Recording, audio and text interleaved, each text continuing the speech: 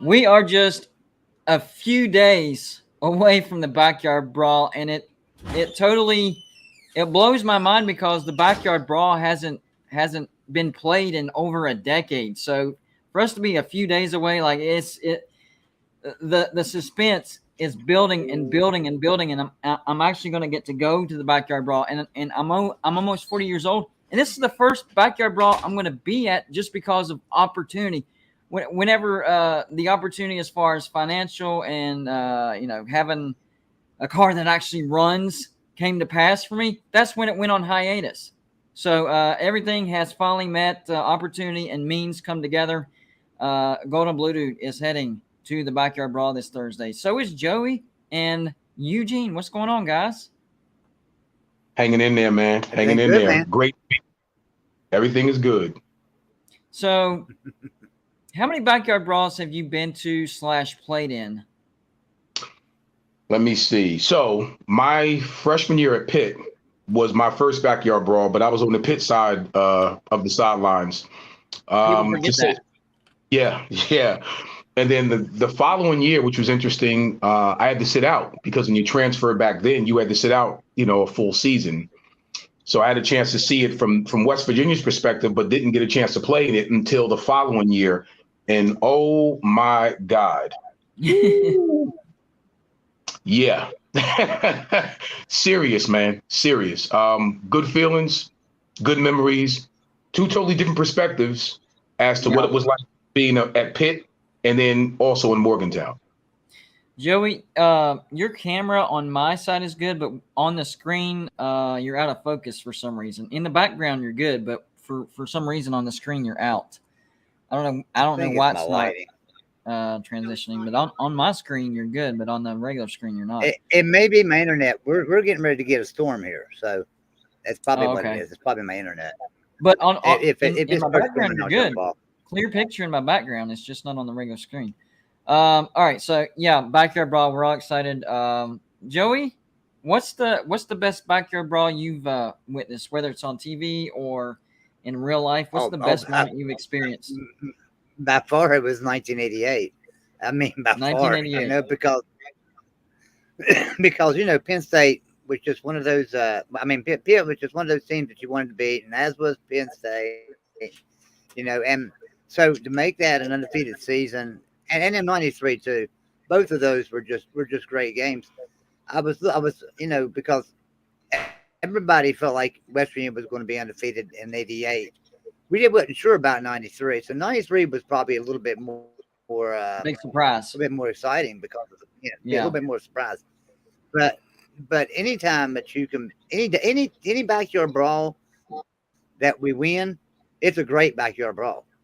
Period. I can't distinguish them really, and I've been to quite a few of them, so I enjoy them. I've been to Heinz Field for two of them, and I've been to Morgantown probably 10 or 11 times. So nice. I love the backyard. I talked with Eugene earlier on the pre-tape show that we did.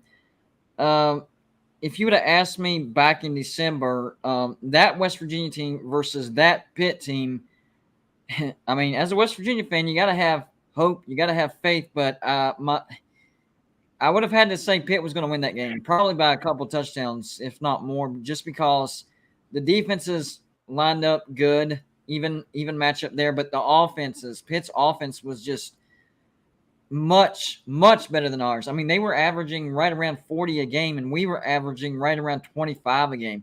So back in December, it was not looking good. Then a lot of things happened along the way in the offseason. Kenny Pickett moved on to the NFL. We already knew that was going to happen, but still, he is one of the greatest Pitt quarterbacks of all time. He's the greatest since Dan Marino, actually. But then after that, we found out that we were bringing on Graham Harrell. So our offensive stock started going up right then and there because we really haven't had a real offensive coordinator the past 3 years.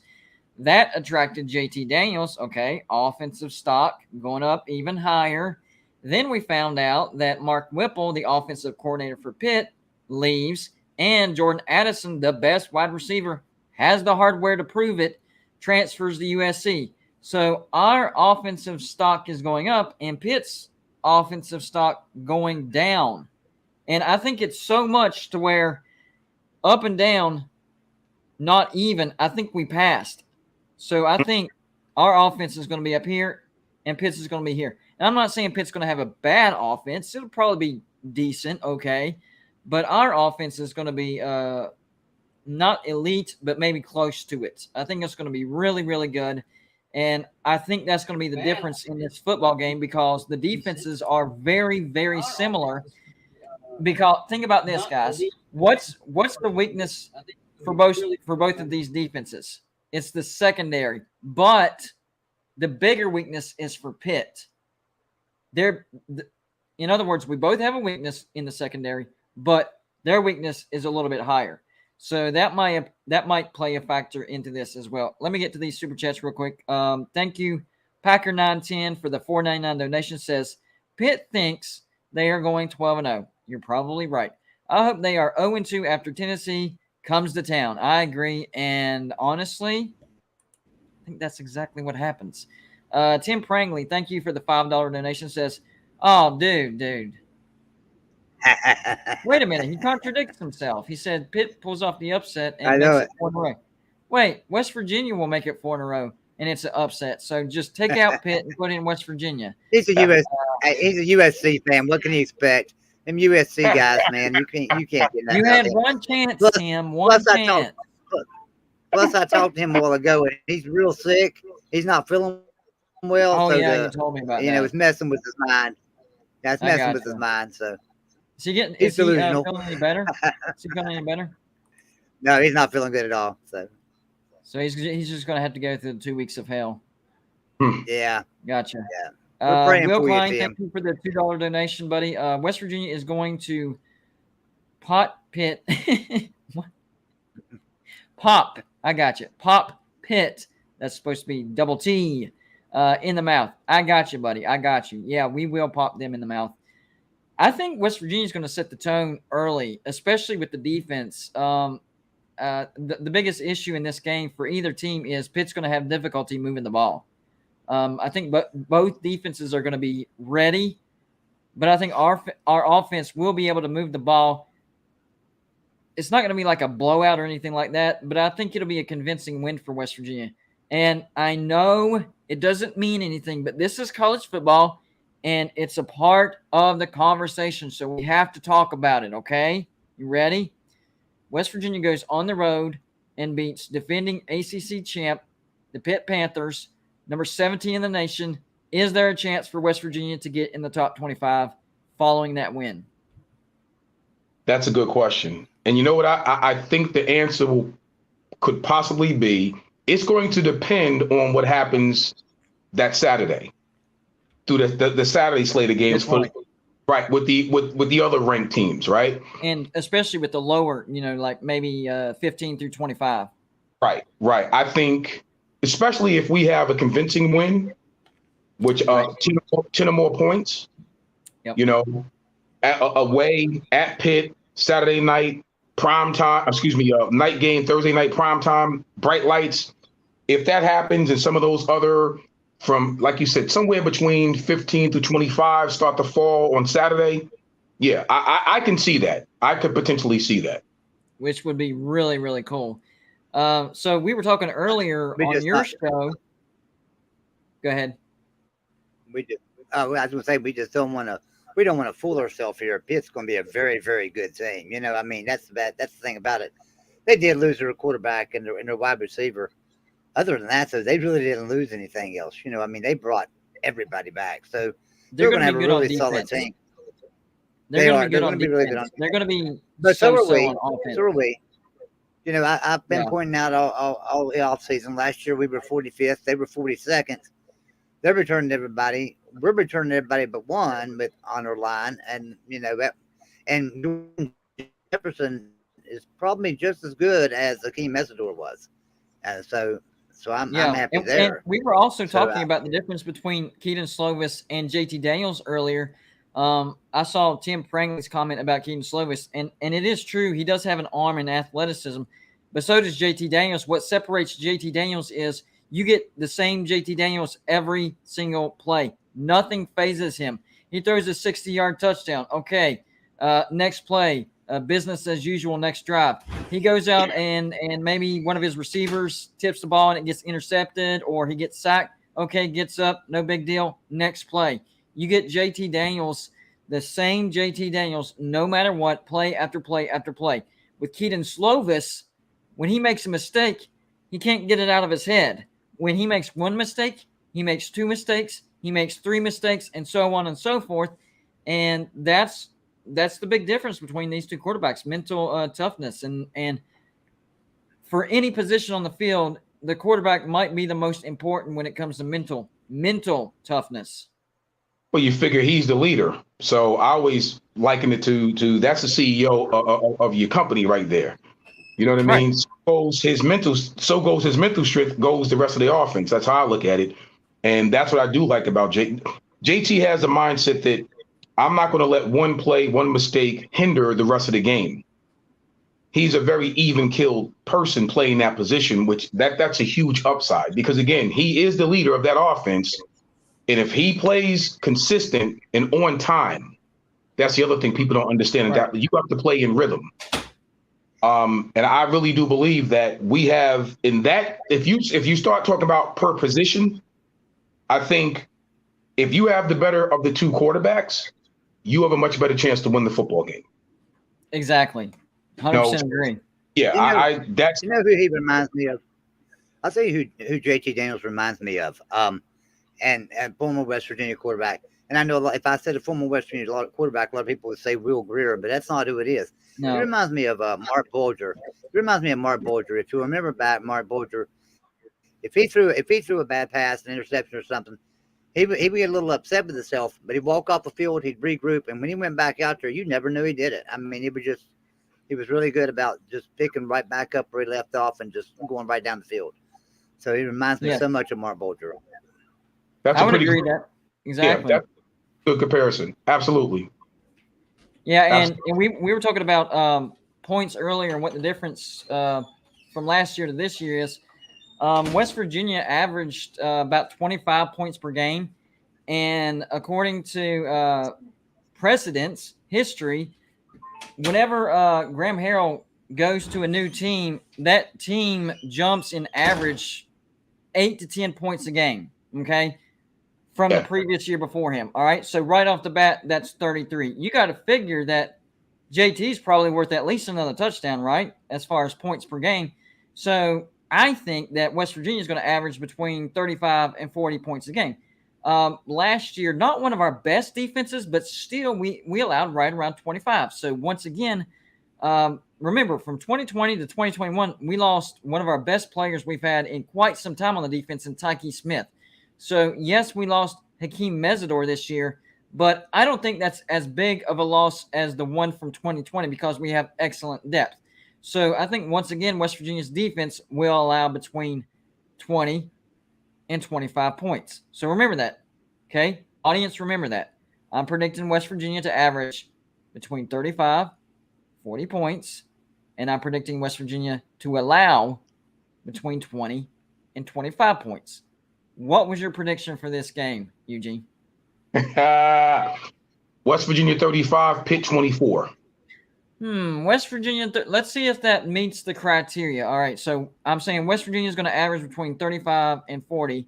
Okay, 35. Yep, that meets the criteria. You're saying Pitt will score 24. I'm going to say West Virginia allows on average between 20 and 25. Meets the criteria. And me and Mr. Eugene did not have any type of conversations about this before we did his show, and that's exactly what happened. So that falls. That could be a perfect score call right there. I'm just letting you know that could be exactly because I think West Virginia will win by double digits, but not a blowout. I think it'll be convincing, but not ridiculous. That fits in the averages. I'm telling you, that fits like a glove, man. It fits like a glove. I feel good about it. I feel good. What about you, Joey? I feel good about it. I feel good about it. But my score's a little bit different. I've got 24-17, and here's why. I think Pitt will be the best defense we'll face all year long. So I think that they will hold us to about 24. No, I'd love for us to score 35. That'd be great. But just because, and I think we will average 30 to 35 points a game this year. But I think Pitt's going to hold us down a little bit to about 24. But I also feel like because they've got a new quarterback, a new offensive coordinator, it's going to take them a while to get their footing. And with our defense, I think we'll hold them up to probably very little points in the first half. And I think maybe score a couple of touchdowns in the second half, and we beat them 24-17. So, but I think maybe I think it's going to be higher than that because I think JT has faced some defenses that have been just a little bit tougher than this Pitt defense. Yeah. I think that's because we're not talking about JT that's really, really good, great leadership, but's never seen a really tough defense. He knows what to do. I'm sure they're scouting Pitt like crazy. There's going to be I think there's going to be a perfect game plan for Pitt, to be honest with you, between JT and Graham Harrell. And they're probably going to be, talking to each other about what they're seeing for Slovis, and they'll probably get in the ear of the defensive coordinator as well. Hey, look for him to go right on this play. Hey, look for this to be a draw down the middle, stuff like that, because let's not forget Graham Harrell knows the good and the bad tendencies of Keaton Slovis as well, because he spent a lot of time with him. So there's a lot of advantages for West Virginia that people are not realizing, not just a better quarterback, but several things across the board. Let me share this with you real quick. I don't want to put anything out there that people don't really know, but I'm gonna say this. When we go 3x1s, receiver-wise, that gives a lot of defenses fits ordinarily. But when you go 3x1 with somebody like a JT who can really sling the ball and he knows in rhythm, on time, where to put that ball, that's going to put a lot more pressure on Pitt's DBs. And he gets the ball out of his hands very quickly. So when you start adding that stuff up, and all it takes is one or two mistakes on special teams, ball bounces, you get West Virginia 1 or 2 to possibly 3 more possessions. There's the difference in your points right there.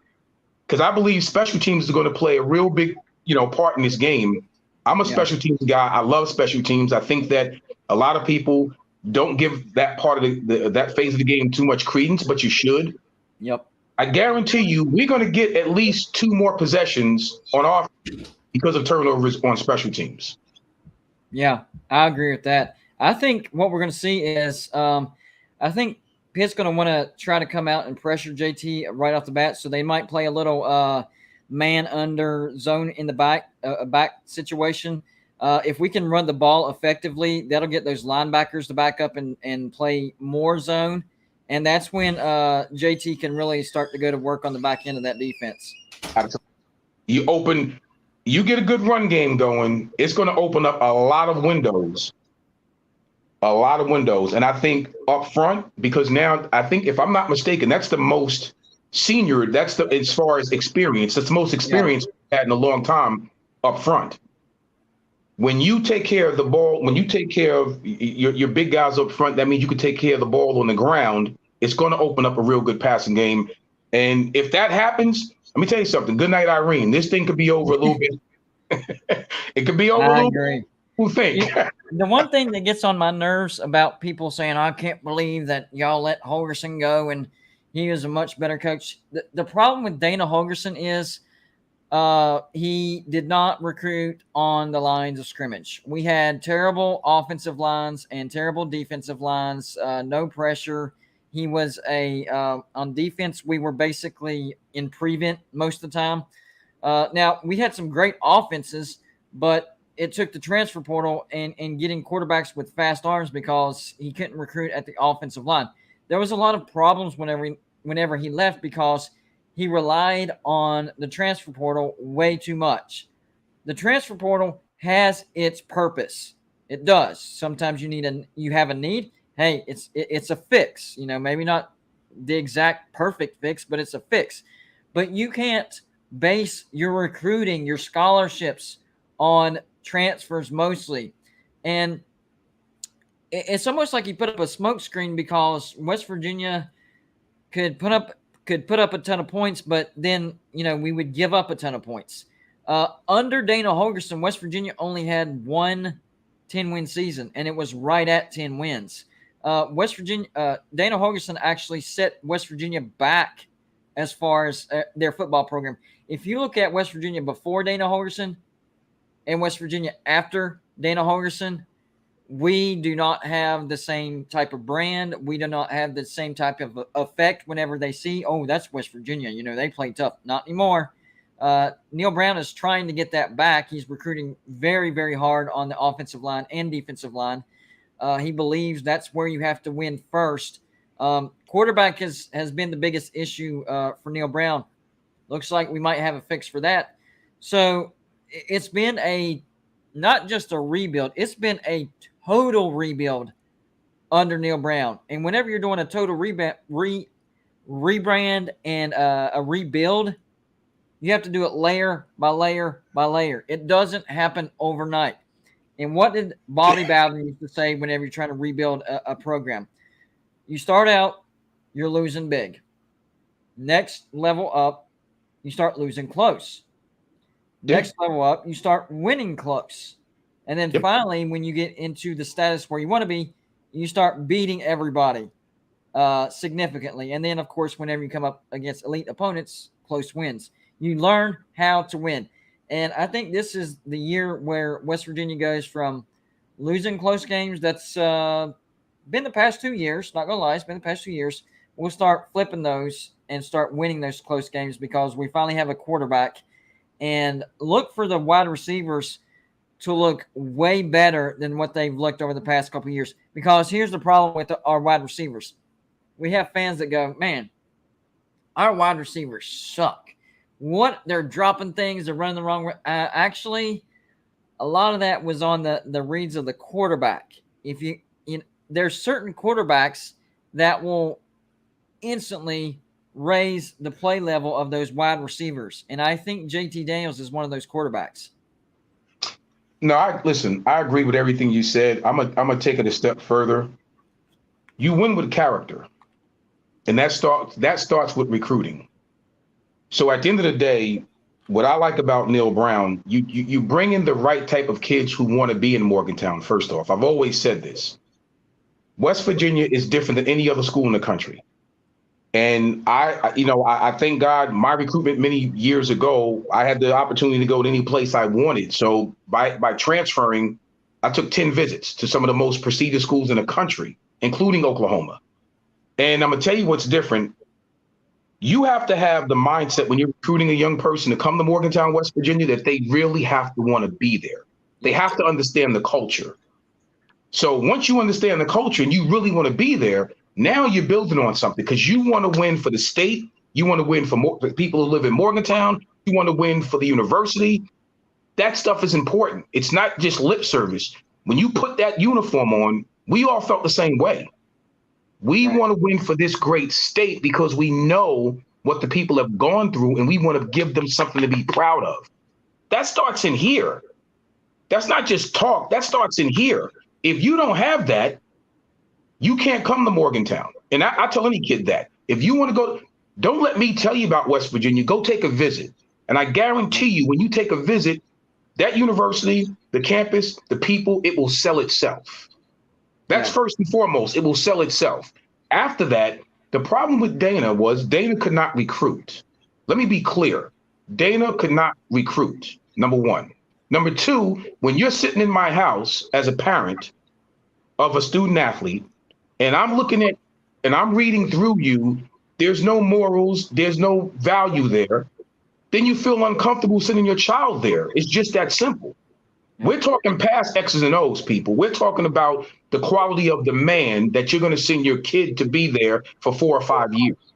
That's the quantum difference between a Neil Brown and a Dana Holgorsen. It was the quantum difference between where I left Pitt to come to a Don Nehlen.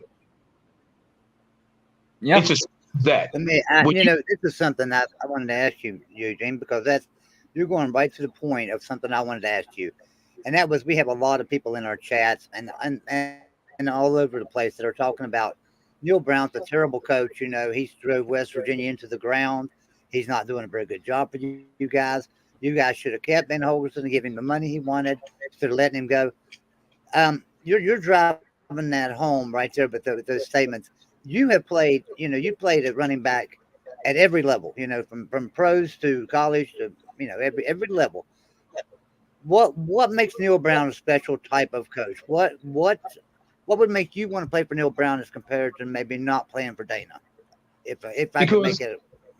Oh no, that's a great question, Joey. And I also, as a former player, I think when you sit across from someone, you have faith that they're going to give you the best advice possible for you, right? And collectively, the team. And it can't be all about I. It has to be a team concept. And what I see from Neil Brown, last year we had a chance to do a Zoom call, some of us former players. I think it was like 60 of us on this thing. And just hearing his concept of how he was trying to build this thing, right? He reminded me of a young Don Nealon, just from what he was saying. The ability to reach, not only be accountable for what you do, but as a whole team, the totality of it is he wants to build a team, not an I guy.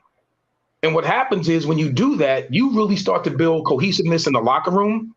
So win, lose, or draw, if you're playing together as a team, you don't care about the other guy getting to 100 yards. You don't care about the quarterback going for 300 yards. You want to win because the common goal is we're winning together. Right. This guy is a leader of men.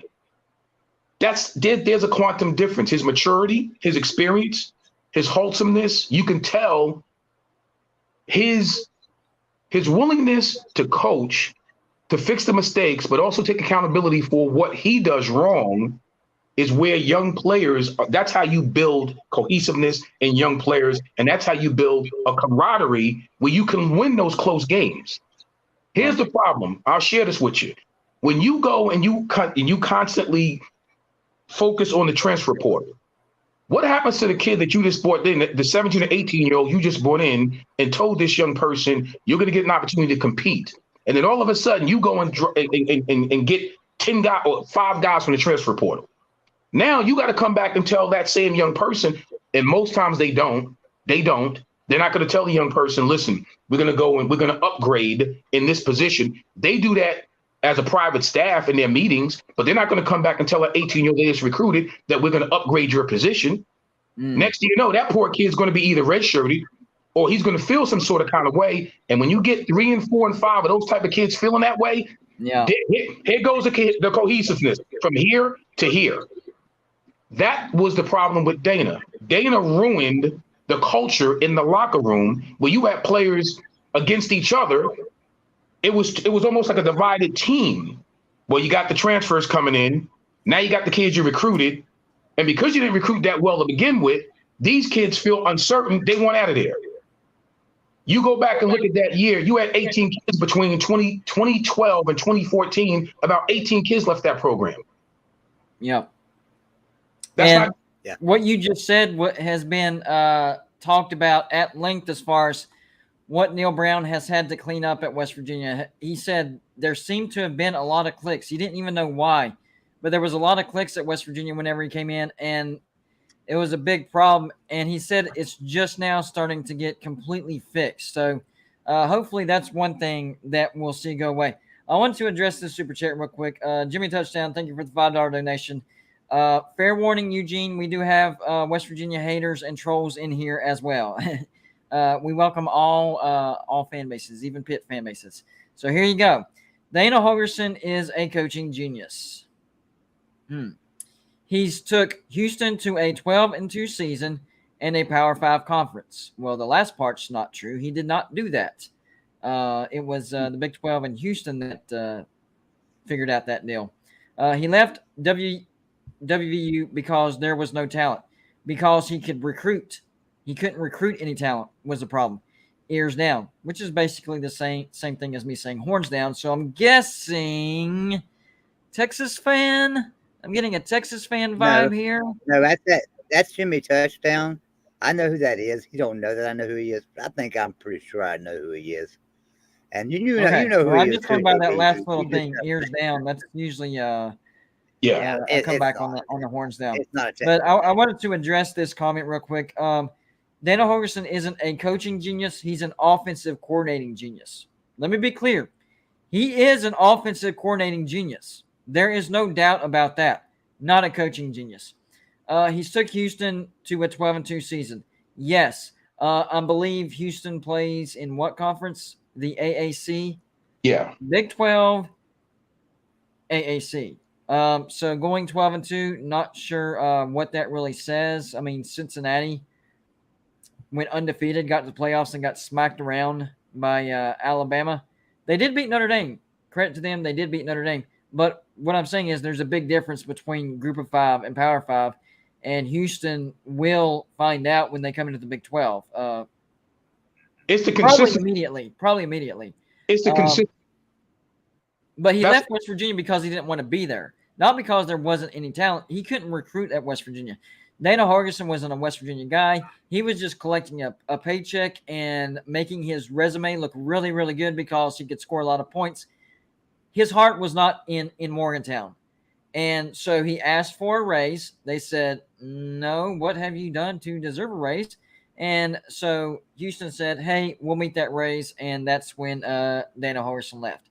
So it was a mutual decision because Dana thought he deserved more money. Based on what? I don't know. Getting to, mid-tier bowls and losing them, who knows? But, yeah, he is an offensive genius, but a coaching genius, no, especially recruiting. He has a lot of issues with recruiting. He likes to focus on the transfer portal, and I know the transfer portal is a big thing, and you do need to know how to use it, but you cannot build a roster off a transfer portal because the turnover is just so tremendous. It's hard to have any sort of type of foundation. It's always shifting. Very true. Well, a lot of people may not know this. I know this personally because my son was in Dana's first recruiting class in 2012. Wow. So nice. I'm talking not just from a former player's perspective, but I'm talking from a perspective of a parent, my wife and I, who went through the recruiting process with Dana Holgorsen to get my son to come to West Virginia. So, and part of it was he wanted to follow my footsteps, and he decided to go to WVU, which I was proud of. Obviously, he's always been a WVU fan ever since a little guy. So I get it. I want to clear up something too, because a lot of people don't remember this. That year, those rosters, the first 2 years of Dana's existence in Morgantown, those were not his rosters. Right. And those were not his recruits. Let's be clear. So you're talking about, God bless him to the grave he went, Bill Stewart. Right. You're talking about that staff and those recruiting classes. So that early success, on the scoreboard and lighting up the scoreboard and all that stuff, those were not his guys. So now what you saw was when it was his guys, now it comes down to coaching. So you had a really good quarterback in Will Grier, an NFL quarterback in Will Grier. I like Will. Don't get me wrong. Here's the thing that people don't get. An offensive guy, yes. A great head coach, no. No. Because when it comes to the consistency of it, and Dana and I have talked about this in length, when it comes to being consistent, and you're at Houston, we will see how good they are going to be when they move into our conference or to any conference where you have to be consistent from the top down when you get into conference play. I'm not talking about beating the smaller teams, the non-scheduled conference. I'm not talking about that. I'm talking about being consistent from the top down within your conference. Then I will sit back and say, okay, let me see him do that for 1 to 2 years consistently. And then I'll give him his flowers, as we say, because that's due. I'm not a hater. I'm a realist. Right. So I'm looking at him as he didn't want to be in Morgantown. That's number one. Like, as you said, and that's the God's honest truth. He didn't understand the culture, didn't understand the recruiting part of this country. The Northeast did not understand that. So that's a big thing. If you don't know where to recruit and where to get the players from, how are you going to be an efficient recruiter? Right. I'm going to go beyond that. So I want people to understand what they're saying whenever whenever they're saying that Dana Holgerson's a great coach. Okay, I want them to understand what they're saying. Let me break it down. Like you said, early first 2-3 years, you're working with Bill Stewart, even tail end of Rich Rod recruits. In fact, 2011 might have been one of the most stacked West Virginia teams of all times when it comes to NFL talent. I mean, that team had Geno Smith. I know he didn't pan out. Tavon Austin, Stedman Bailey, Bruce Irvin. I mean, that team was stacked. What happened? Yeah, they got the double-digit wins, and they did smash Clemson, but that's it. Like, they should have been national championship contenders that year. Like, seriously. So, let's move on, okay? Year 3 versus year 3, okay? People want to talk about this year, 6-6. Oh, man, we're regressing. What was West Virginia's record in year 3 of Dana Holgerson? A losing record, 5-7, wasn't it? Yep. It was like, that's right. Is that right? 5-7 or 4? Or was it 4-8? No, I believe it was 5-7. It was a losing record, is what it was. So okay, that doesn't make sense in that comparison. Oh, and by the way, that year I can remember Vegas had us 9+ that year too. I'm pretty sure. Right. That's the year we lost to Kansas. I was embarrassed to be a West Virginia fan that year. Seriously. All right, let's keep going. We finally have a 10-win season. What was it, 2016? 10-win season? But if you go back and look at the schedule, the Big 12 was very down that year. We didn't really – I mean, Baylor was a decent win, yes. But the two really good teams in the Big 12, Oklahoma and Oklahoma State, we got smashed. We went to the bowl against Miami, and this was before I had my YouTube channel, but I still talk football. I was like, guys, we're going to get smashed. Miami's way better. What happened? 34-17, we got smashed. All right, let's keep moving. 2018 has last year. Oh, man.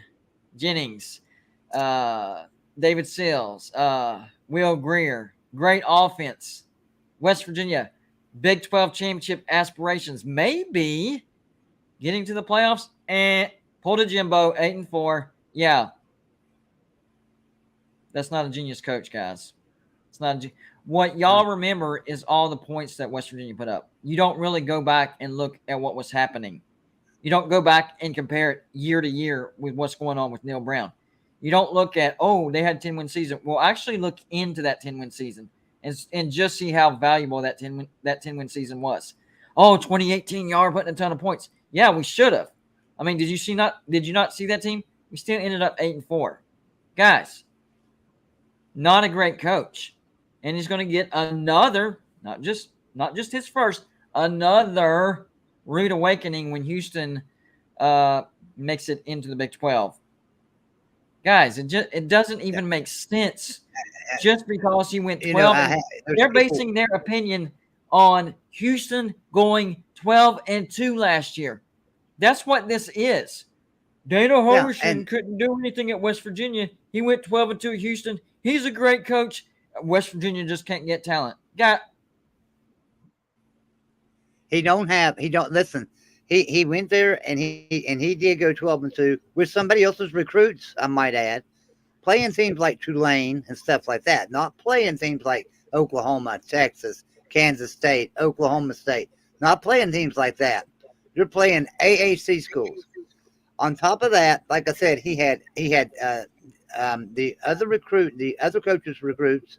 So not a team he recruited. Has anybody looked at recruiting rankings this year? I mean, Dana, last time I looked, was 68th. I mean, in recruiting rankings at Houston, surrounded with 4- and 5-star talent, he's 68th. Come on, guys. Dana Holgerson can't recruit. West Virginia stayed in the 50s while he was here. Sorry. So, go ahead. Like I said earlier, Eugene, we have some West Virginia haters and some West Virginia trolls on here. So this guy is paying money to basically attack West Virginia right now. So I'm giving you a heads up on that, okay? I'm here to defend you, okay? So here we go. Just let you know. Jimmy Touchdown, $5 donation says, and this is directed towards you. Eugene Napoleon had 3 carries, 9 yards in the 1989 Fiesta Bowl, losing the national championship. What's next? Inviting Pat McAfee, 13-9 on the show. If Pat McAfee comes on Golden Blued, You better believe I will. Yeah, yes. Oh, If there's an opening for him, yes. Pat White, who is also on that team, 13-9, he wants to come on, go to Blue Dude, bring him on. Everybody has an off game. It happens. it's not even that. Listen, let me say this. Let me ask this individual, how many yards did you have playing in a national championship game? That's a question. I think that's a fair. It's and fair. Did you ever play on an undefeated 11-0 team to play for a national championship? I think that's a fair question. And to be fair, let me say this. When you have Major Harris and you have A.B. Brown and you have myself and you have Andre Johnson sharing the ball, at the end of the day, all of us were equally as talented, but there's only one football. Let me even simplify it even more. Even more. I'm going to simplify it even more. Even more. Hold on, Joey. Let me simplify this even more. Did this individual even play college football? If so, I just wonder this: where, what years, and what were your stats throughout your career? Where was your offers? I just want to know that. That's what I want to know. Where was your offers to play football? Let's say maybe you broke a foot and you couldn't play football, but you had all these offers. Tell us where your offers were. Well, what's his name? Johnny Football, whatever his name is. Tell us where your offers were. Eugene, where were you offered to go and play at? Would you mind enlightening them to? Sure. 7 All-American teams come out of high school. The number 1 running back in my state, which was New Jersey, number 3 on the entire East Coast, and 13th in the entire country. A scholarship offer from every major university in the country. And my choice, I went to Pitt because of Tony Dorsett. I told my mom when I was 7 years old I was going to go to Pittsburgh, and I thank God that happened. My sister passed. My older sister died my freshman year, and I decided to transfer. And then it came down between West Virginia and Oklahoma. And of course, I chose you. So I could have went to any school in the entire country from Oklahoma, Nebraska, Penn State, Alabama, Auburn, Georgia, you name it, Texas, you name it. I had scholarships offers from coming out of high school.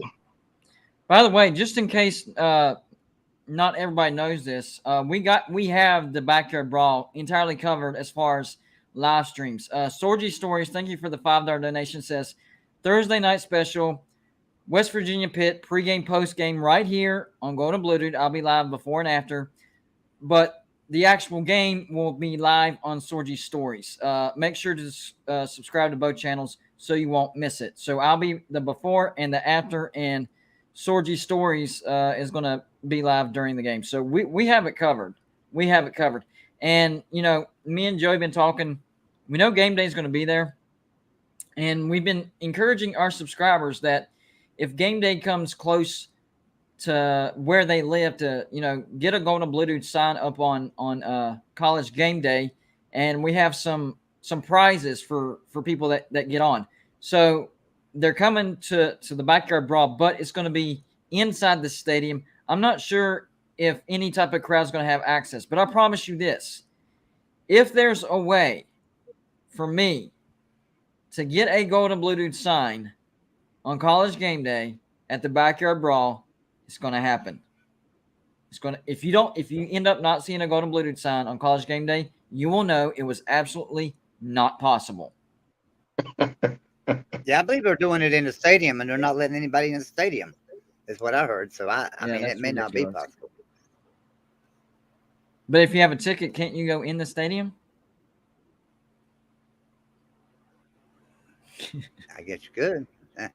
I just have to look at the timing. Let's see.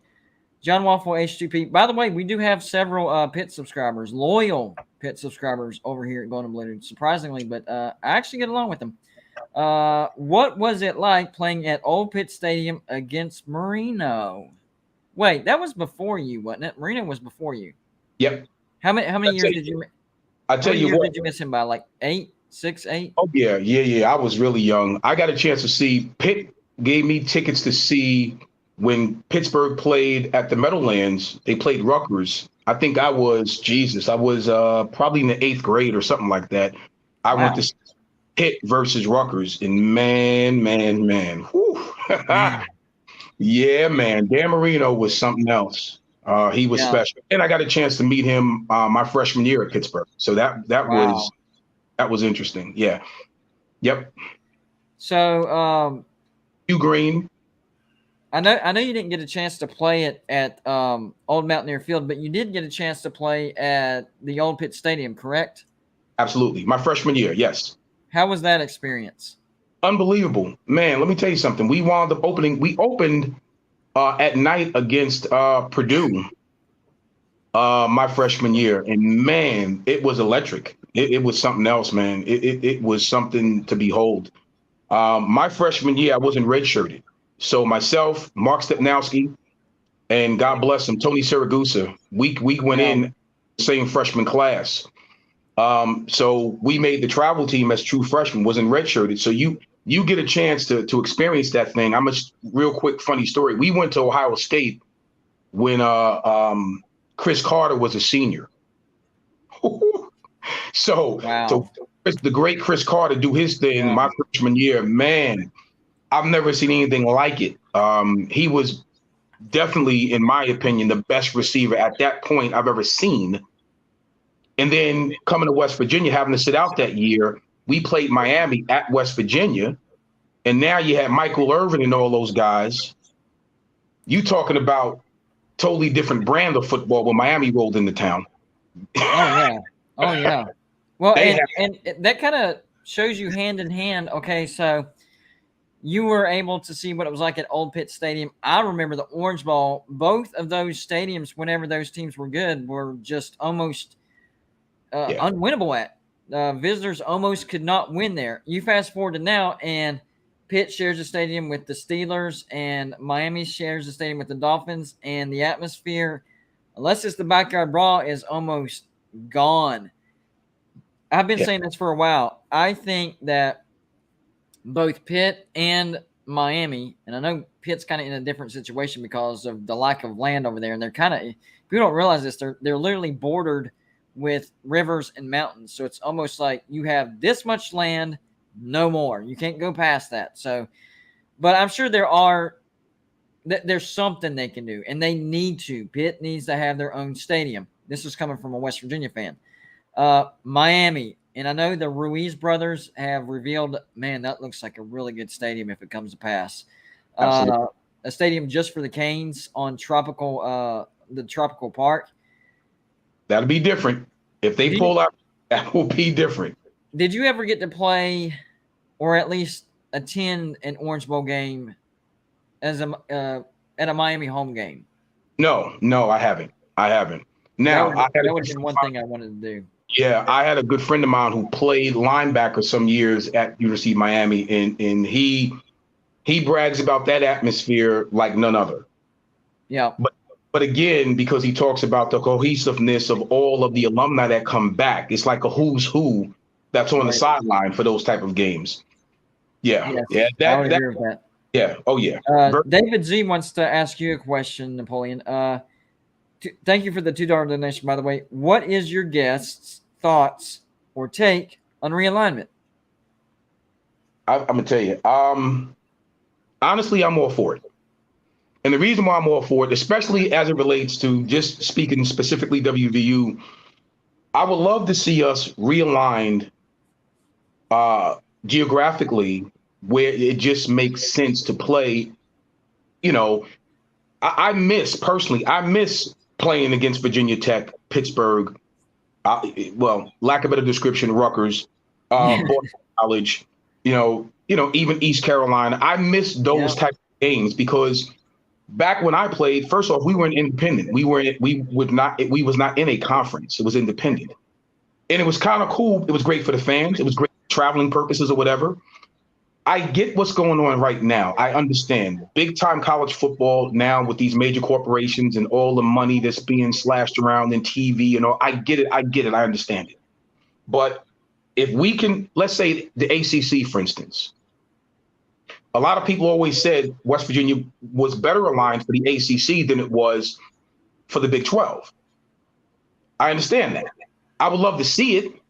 I even thought, to be honest with you, years ago, I would have loved to have seen us in the Big 10, to be honest with you. But I get it. I would love this. The realignment for me works if it's aligned geographically where it makes sense for schools. Not just for the money, but for the schools. Right. I would agree. Really, the only conference that would be worse for West Virginia as far as playing, not being able to play rivalries and not being able to play close to home would be the Pac-12. Big Ten, SEC, ACC. Any one of those three would be better than what we have now as far as who we're lined with. Jimmy Touchdown. I actually want to get to this one. Jimmy Touchdown. Good old Jimmy. Thank you for the $2 donation, buddy. Can't wait to hear Sweet Caroline on Thursday. Me neither, especially the West Virginia version. That's my favorite version of Sweet Caroline. You are absolutely right. I can't wait to sing that in their own stadium. That's going to be interesting. Yeah, I'm excited about it. Somebody type in Nightbot. She sings it for us. Just there type in Nightbot. She'll sing it for you.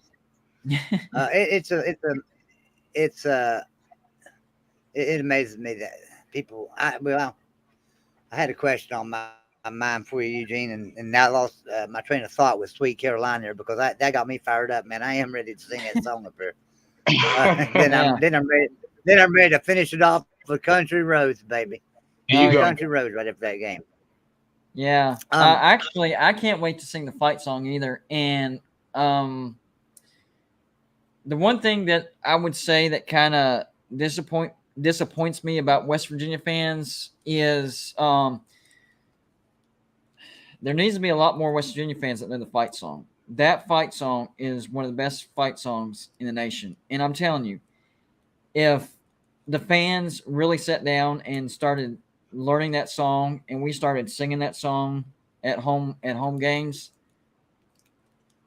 man, you think the fight song for Michigan when they sing it when Michigan scores, or the fight song for Ohio State when Ohio State scores, or Notre Dame whenever they score? I think West Virginia has one of the best fight songs. I will say this, in all fairness, I do think USC has the best fight song of anybody, the Trojans. What's it called? Is it Victory for Troy or something like that? Anyways, whatever the name of their fight song is, the best in the nation. But I'd put West Virginia's in the top 10. So I really wish that more West Virginia fans would take the time and learn our fight song. However, having said that, I do like the Let's Go and then Mountaineers on the other side. That gives me chills every time that happens.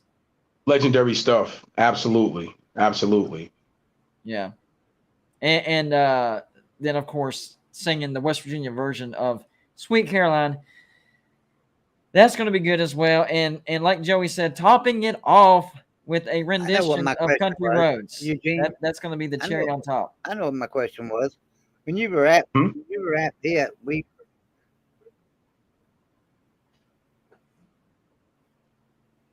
Say it again, Joey.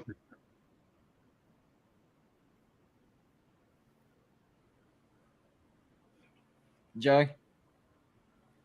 So Eugene, when you were at Pitt, I'm pretty sure y'all beat West Virginia, but then when you came to West Virginia, we beat Pitt.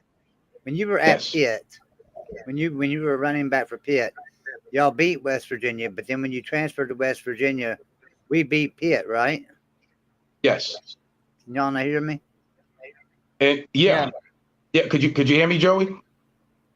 I think Joey's way behind. Yeah, I think you're way behind, buddy. Okay. When you were at Pitt, did Pitt beat West Virginia while you was running back for Pitt? When you came to West Virginia was undefeated against Pitt while you were there. Am I right? You're correct. Yep. Yeah, I can hear you. Yes. Yep. You were correct. I may be. No, you're correct. Things are messing up for me, man. Let me jump off. Yeah, he's hearing us from 5 minutes ago is the problem. Gotcha. Yeah, jump off and jump back on. So when you were a member of the Pitt football team, y'all beat West Virginia, and then when you were a member of the West Virginia football team, you beat Pitt. Yes. I didn't even know that. Yeah, so how many victories over whoever it was, the rivalry in the backyard brawl? How many wins did you have in that series as a player? So it's let me see. 2, actually. 2. So it was those twos right there. It was those two. Right. Okay, I got you.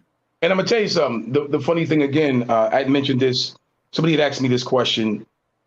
about, the difference between Pitt and West Virginia and the attitude of how it was being on a Pitt sideline versus WVU and then being WVU versus Pitt.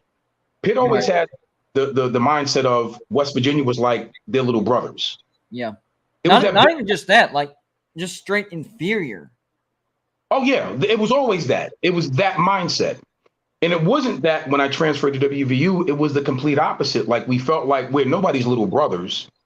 Yeah. We felt like we can compete with anybody that you put us on the field with. And therein lied that undefeated 1988 team, because we knew how good we were going to be because of the work we put in during the offseason.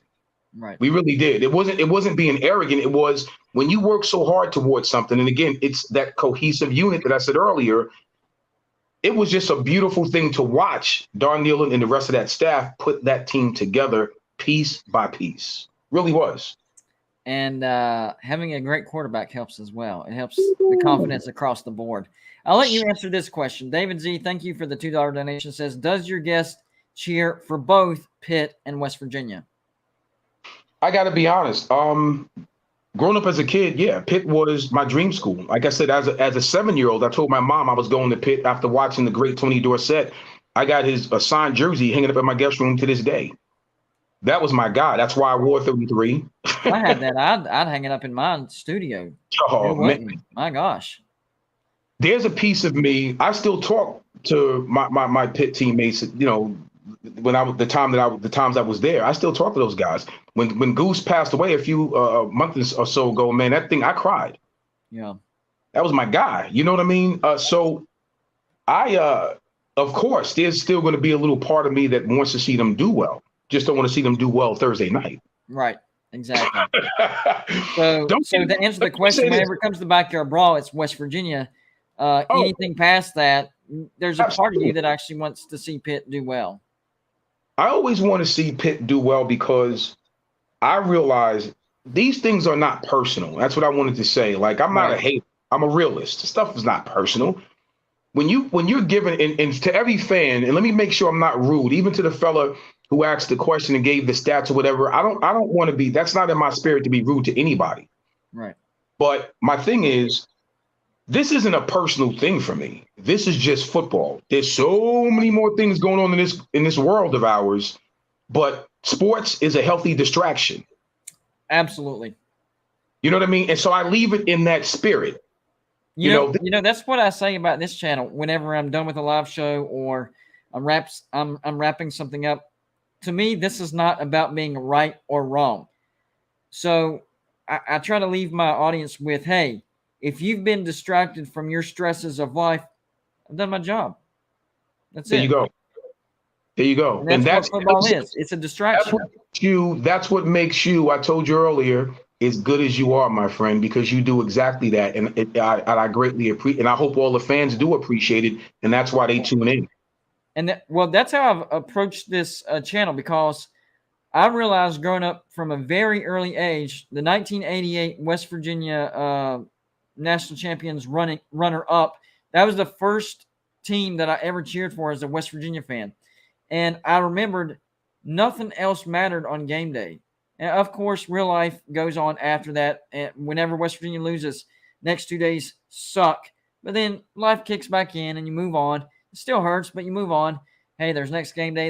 It's a distraction. And that's how I've approached this channel. I remember how it made me feel, and I'm trying to help people every day.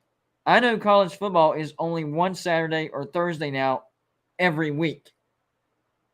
I try to do this every day, and there's no off season. So I try to replicate that feeling, that joy, that happiness that college football brings on a daily basis, not just a weekly basis during the regular season, but on a day-to-day basis. Absolutely. I want to share this just so, and I know you and I've talked about this in length before. Somebody had asked me not too long ago, actually, why did I leave Pitt if it was my dream school? And believe it or not, my decision to transfer, it had nothing to do with football. You know, again, my older sister died of an aneurysm of the brain my freshman year.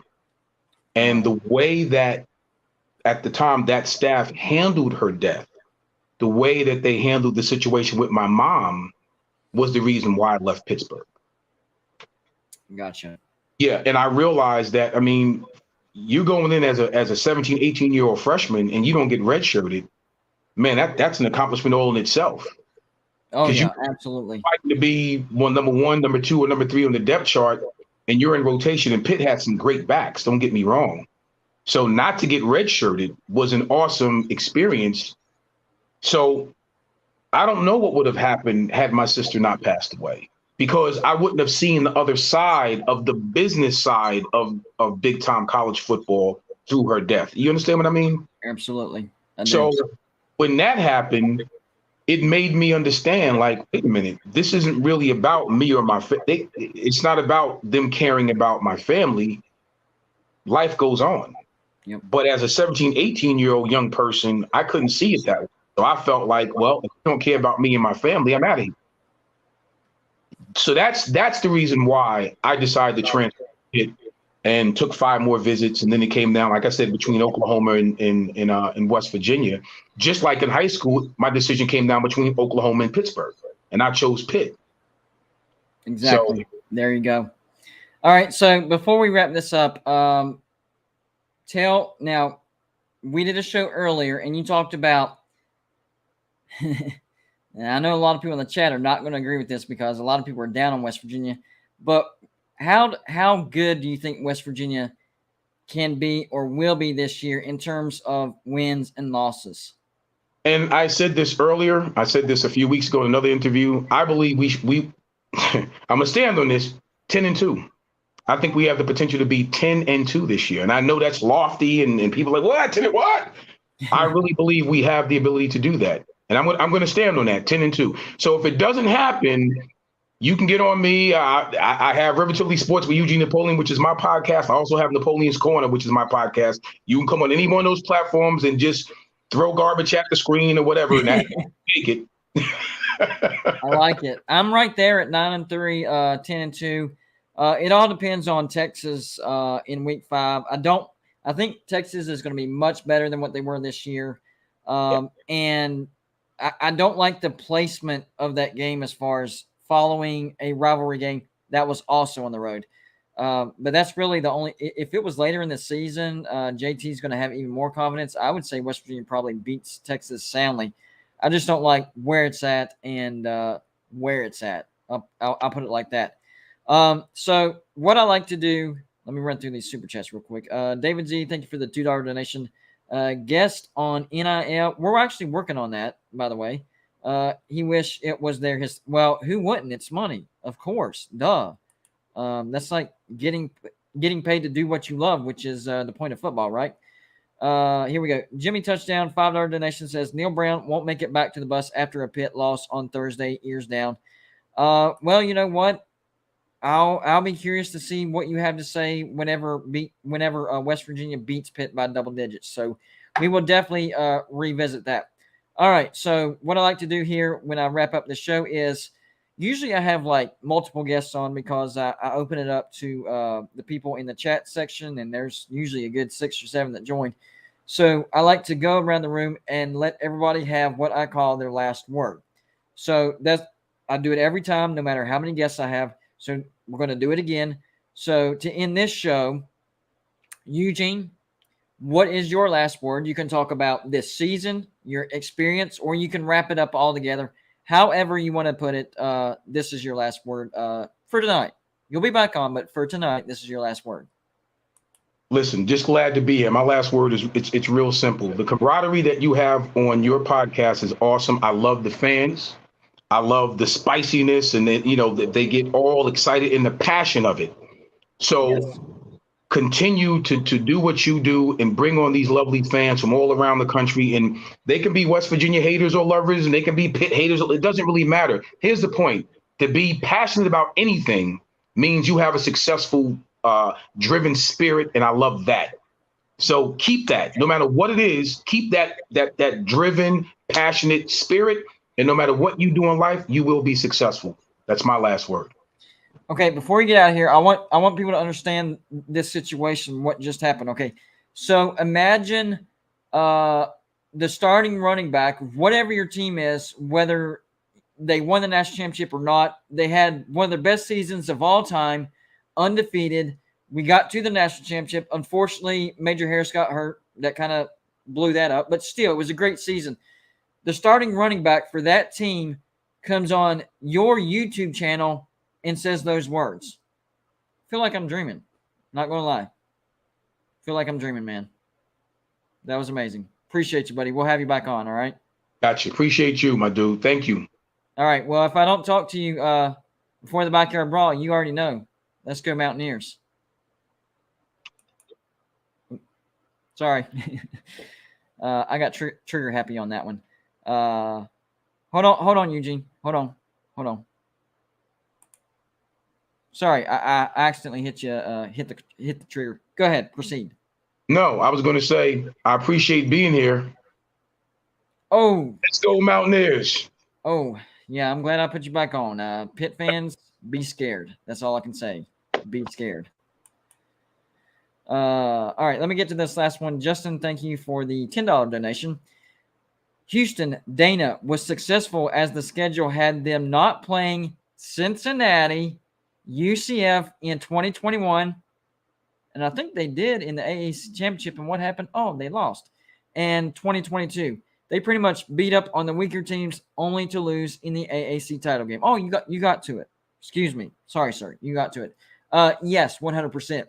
That's why it blows my mind when people say that Dana is a genius head coach. They first of all, they're not going back and dissecting what he did at West Virginia and comparing it to what Neil Brown has done as far as year by year, what he had as talent, how he recruited versus you're not doing if you come out and you come on this show or you get in the chat section and you say Dana Holgerson's a better head coach than Neil Brown or Dana Holgerson's a genius head coach, you did zero homework. Zero homework, okay? Because with a loaded I'm going to go over this again, so just get over it. With a loaded West Virginia team in 2011, yeah, we had a 10-win season, and yes, we did blast Clemson, but West Virginia should have been a playoff team that year, okay? And by the way, not his recruits. Geno Smith, Tavon Austin, Stedman Bailey, Bruce Irvin, list goes on. 3 of those successful NFL players. Not his recruits, okay? Fast forward 2 years later. 2013 is comparable to 2022 because West Virginia's 6-6, regressing, terrible head coach Neil Brown, get him out of here. What did Dana Holgerson do? Losing season, lost to Kansas. I actually think they went 4-8. I got to look that up. That's bugging me. A lot of people were telling me it was 5-7, but I really feel like it was 4-8. Give me 1 second here. So I have to make sure. It was 4-8. They were 4-8. 4-8. Third year at West Virginia, Dana Holgerson was 4-8. And yet you're ripping Neil Brown because, yeah, we did take a slight step back from 2021, from 6-4 to 6-6. It was because of the offense. I get that.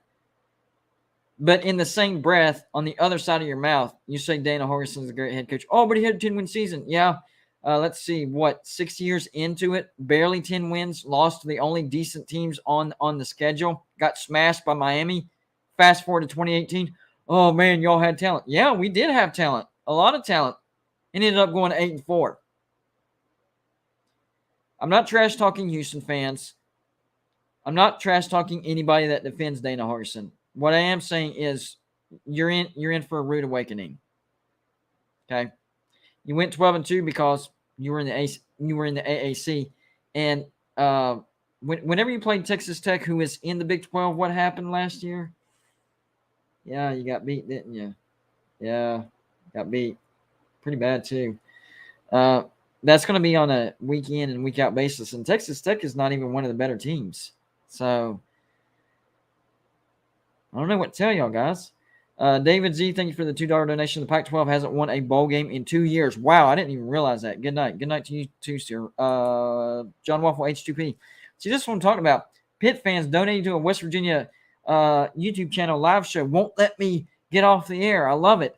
John Wolf HTP, thank you for the $1.99 donation. Wants to remind everybody that Pitt destroyed West Virginia in men's soccer. That's a bad day for men's soccer. Jimmy touched it. Dude, now you're going nonsense land. Holgerson would take Marshall to the Natty. No, he would not. You know better than that. That's just dumb. You win. All right, take a good look, everybody. Dumbest comment of the day. So I'm going to count to 10. That way everybody can take a screenshot and label it dumbest comment of the day. You ready?